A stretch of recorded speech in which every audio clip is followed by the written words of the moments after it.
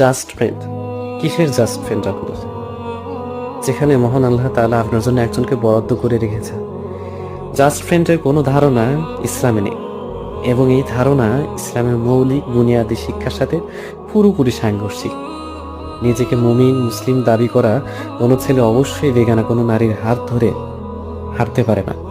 একজন মুমিন নারী কখনোই বেগানা কোনো পুরুষের সাথে রিকশায় চেপে চলাচল করতে পারে না, পার্কে পাশাপাশি বসে আড্ডা দিতে পারে না।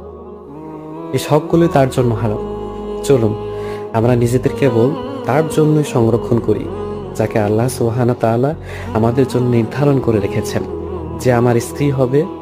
তার জন্যই যৌবনকে হেফাজত করি, তার সাথে রাতের জ্যোৎস্না দেখার জন্য, সমুদ্রের পাড়ে তার হাতে হাত ধরে হাঁটার জন্য, গোলাপ হাতে তাকে ভালোবাসি বলার জন্য, বর্ষা রিমঝিম বৃষ্টিতে তাকে নিয়ে ভেজার জন্য অপেক্ষা করি।